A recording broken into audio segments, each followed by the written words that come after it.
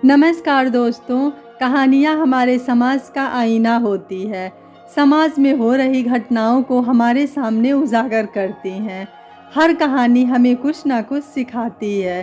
सभी कहानियों में हमारे लिए कुछ सीख छिपी होती है। तो चलिए आज की कहानी शुरू करते हैं और इस कहानी से भी कुछ सीख लेते हैं। आज की कहानी है दीदी, मैंने आपको अपनी बेटी गोद दी थी, नौकरानी बनाने के लिए नहीं। मैं तेरे पाँव पड़ती हूँ बेटा, आज मेरी यह बात मान ले। तेरा यह एहसान ज़िंदगी भर नहीं भूलूंगी। अपनी सास रेवती का इस तरीके से अपनी झोली फैलाकर घुटनों के बल रेखा के आगे भीख मांगना रेखा को बहुत असहज लग रहा था। मम्मी जी, आप क्या कर रही हैं? रेखा ने अपने कदम पीछे खींचते हुए कहा। तो क्या करूं बेटा, तू तो जानती है एक माँ तब तक खुश नहीं हो सकती जब तक उसकी बेटी को चैन की खुशियाँ ना मिले। 10 साल होने को आए और मेरी बेटी संजना की गोद अभी तक सुनी की सुनी ही है और डॉक्टर ने आगे भी बच्चा होने के आसार बहुत कम ही बताए हैं। वह बेचारी दिन रात अपने घर वालों से तानों के पहाड़ के तले दबी रहती है।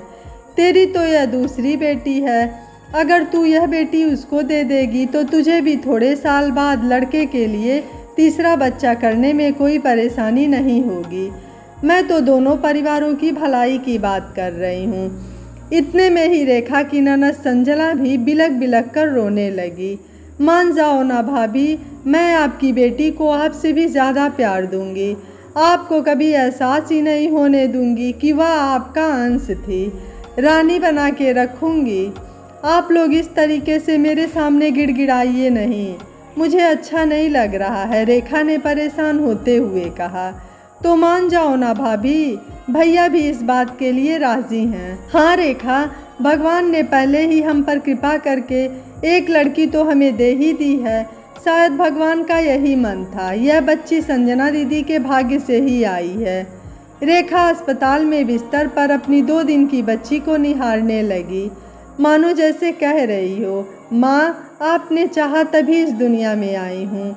क्या आज मेरी जगह लड़का होता तो आप मुझे किसी और के हाथ में सौंप देती?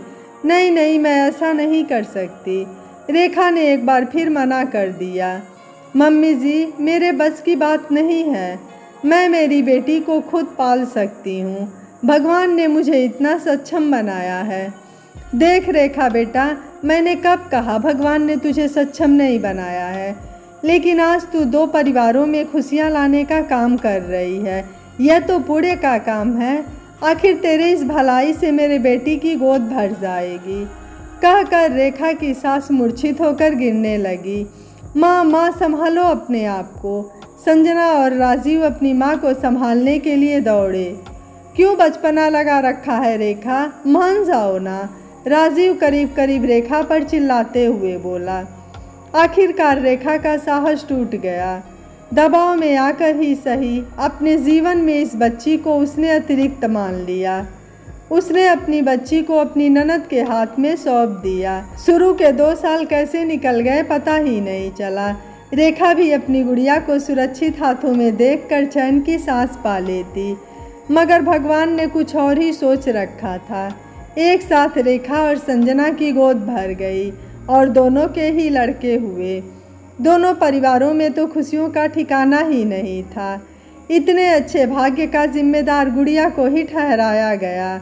दोनों के परिवार अब संपूर्ण हो चुके थे। लेकिन संजना की जिंदगी में एक और मुख्य घटना घटी। उसके पति विकास की जॉब बाहर विदेश में लग गई। ऐसे में संजना को अपने दोनों बच्चों को लेकर अब परदेश में अपनी ज़िंदगी बितानी थी। नई नई जॉब लगने की वजह से विकास और संजना बार बार अपने देश में भी नहीं आ पाते थे। अब रेखा अपनी बेटी गुड़िया को भी नहीं देख पाती थी। साल में एक बार संजना आती तो गुड़िया को ले आती और 1-2 दिन मिलाकर ले जाती। गुड़िया अब 4 साल की हो चुकी थी। वह आखिरी दिन था जब रेखा ने अपनी गुड़िया को देखा था। मोबाइल का तो ज़माना था नहीं कि बाहर विदेश के पल पल की जानकारी ले सकते। इसके बाद में संजना और विकास कभी अपने देश नहीं आए। फ़ोन पर जब रेखा गुड़िया के बारे में पूछती, गुड़िया की फ़ोटो तो दिखा दिया करो संजना दीदी, मेरी बच्ची कितनी बड़ी हो गई। रेखा की बात सुनकर संजना चिल्लाते हुए बोली, मेरी बच्ची क्या होता है, गुड़िया हमारी बच्ची है। आप ऐसी बातें करके दोगलेपन की बातें ना करें।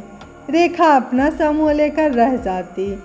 रेखा समझ चुकी थी कि उसे गुड़िया की तरफ से अब निर्मोही हो जाना चाहिए।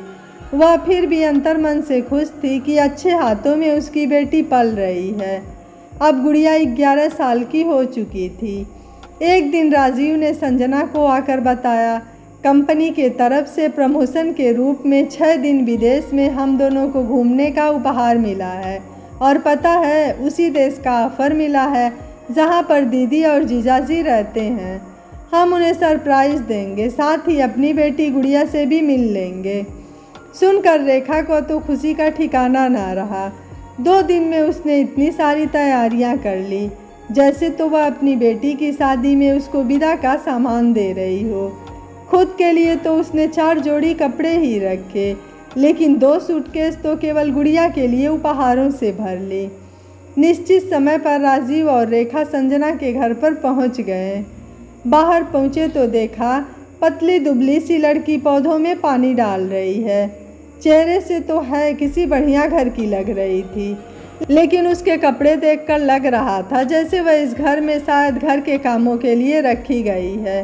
राजीव रेखा दोनों बाहर खड़े होकर यह सब सोच ही रहे थे कि इतने में उस लड़की ने आवाज़ दी, जी कहिए, किससे मिलना है। राजीव ने संजना विकास के बारे में बताया। आइए आइए, अंदर आइए, वे लोग अभी बाहर गए हैं, आते ही होंगे, तब तक आप उनका अंदर इंतज़ार कर सकते हैं।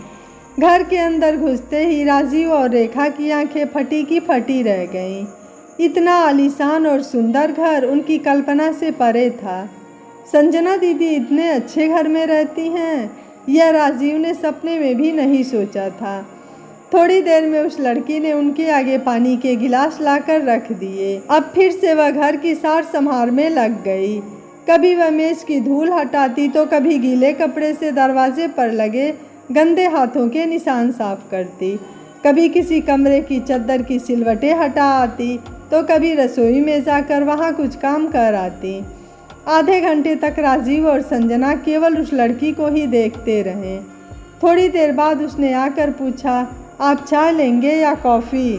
नहीं बेटा, हम कुछ नहीं लेंगे, आप संजना विकास जी को बुला दीजिए। हाँ, बस आ ही रहे हैं। आज भैया का स्कूल में वार्षिकोत्सव है और इसी सिलसिले में दोनों उसके विद्यालय में गए हैं, तो उनकी बिटिया भी उनके साथ ही होगी। रेखा ने चेहरे पर चमक लाते हुए पूछा। नहीं, वह तो आपके सामने खड़ी है। रेखा उसकी बातें सुनते ही सुन्न पड़ गई। उसकी हालत देखकर ऐसे नहीं कहा जा सकता था कि यह वही गुड़िया है जिसे उसने अपने हाथों से बड़े विश्वास से अपनी ननद के हाथ सौंप दिया था। तुम गुड़िया हो? हाँ, लेकिन मैं आप लोगों को पहचानी नहीं, पहले कभी नहीं देखी। बेटा, हम तुम्हारे मामा मामी हैं। छोटी थी जब तुम हमारे घर आती थी। मैं बहुत सालों से कहीं गई नहीं हूँ। कहीं गई नहीं हो, लेकिन विद्यालय तो जाती होगी ना? मुझे विद्यालय भी नहीं भेजा जाता, इसलिए मैं ज़्यादा बाहर की दुनिया के बारे में नहीं जानती। लेकिन बेटा, ऐसा क्यों है? रेखा के आंखों के कोर अब भीग चुके थे। अपनी बेटी के मुंह से ऐसी बातें सुनकर वह कांपने लगी थी। रेखा की बातें सुनकर गुड़िया चुप हो गई। रेखा गुड़िया के पास गई और उसके कंधे पर हाथ रखते हुए बोली, बेटा तुम घबराओ मत, हम तो तुम्हारे अपने ही हैं, मन में कोई बात हो तो बोलो। जी, वो कहते हैं यहाँ विद्यालय का खर्चा बहुत ज़्यादा है, ऐसे में लड़कियों को पढ़ाना ज़रूरी नहीं है, फिर घर की सार संभाल के लिए भी तो कोई चाहिए। नौकर वगैरह बड़ी मुश्किल से मिलते हैं तथा नौकर का खर्चा भी बहुत ज़्यादा होता है, ऐसे में मैं घर को संभाल लेती हूँ। कहकर वह तेज़ तेज़ रोने लगी। यह मन से मन का मिलन ही था कि गुड़िया ने भी उन्हें अपने सारे मन की बात कह दी। गुड़िया अनवरत इतने सालों से छुपी सच्चाई को बयान करे ही जा रही थी। रेखा पसीने से पसीने हो चुकी थी। उसने प्रश्न भरी नज़रों से राजीव की तरफ देखा। राजीव की नज़रें नीचे ज़मीन में गड़ी जा रही थीं। तभी दरवाजे की घंटी बजी। विकास और संजना राजीव और रेखा को देखते ही घबरा गए। अरे तुम दोनों कब आए? आने से पहले हमें बताया तो होता, हम तुमको लेने ही आ जाते, थोड़ी तैयारी कर लेते। यहाँ आना कैसे हुआ? ऐसे अनगिनत सवालों की झड़ी संजना ने विकास रेखा के सामने लगा दी। रेखा ने केवल इतना पूछा, क्या यह मेरी गुड़िया है? संजना जान चुकी थी कि रेखा और राजीव हकीकत से वाकिफ हो चुके हैं। अपना खुद का लड़का होने के बाद में गुड़िया उनके लिए पराई हो चुकी थी और विदेश में पलायन करने के बाद में कोई उनकी निजी ज़िंदगी में नहीं झांकता था। ऐसे में गुड़िया उनको घर के कामों के लिए मुफ्त में ही एक नौकरानी स्वरूप मिल गई थी। मैंने कुछ पूछा, संजना दीदी, क्या यह मेरी गुड़िया है? हाँ, संजना हक लाते हुए बोली। यह क्या होता है मेरी गुड़िया? यह मेरी गुड़िया है, अब इस पर मेरा हक है। संजना बात संभालने के लिए एक बार फिर रेखा पर तेज चिल्लाई। किस हक की बात करती हो तुम? मेरी फूल जैसी बेटी को मेरी गोद से छीन कर ले आकर तुम कौन सा हक झाड़ रही हो? तुम गुड़िया की ऐसी दशा करोगी, कभी सोचा भी नहीं था। संजना दीदी, आपको अपना मान कर रेखा और मैंने अपना अंश आपको दिया था। क्या इस दिन के लिए हमने आपकी गोद भरी थी कि आप हमारी बेटी को नौकरानी बना कर रखेंगी? यह क्या बकवास बातें किए जा रहे हो? नौकरानी नहीं, यह मेरी बेटी है, संजना तेज चिल्लाते हुए बोली। हम पिछले आधे घंटे में घर की सारी स्थिति देख चुके हैं और अब आपसे हमें किसी भी तरीके की उत्तर की कोई उम्मीद नहीं है। मेरी ज़िंदगी की वह सबसे बड़ी गलती थी जो मैंने आप पर और आपकी परवरिश पर भरोसा किया और मैंने मेरी गुड़िया को आपके हाथों में सौंप दिया। आपकी गोद भरने के लिए मैंने मेरे अंश को मुझसे दूर किया और उसका नतीजा यह निकला। आप कैसे इतने स्वार्थी और मतलबी हो सकती हैं? मैंने आपको घर में रौनक के लिए बेटी दी थी, घर के लिए नौकरानी नहीं दी थी।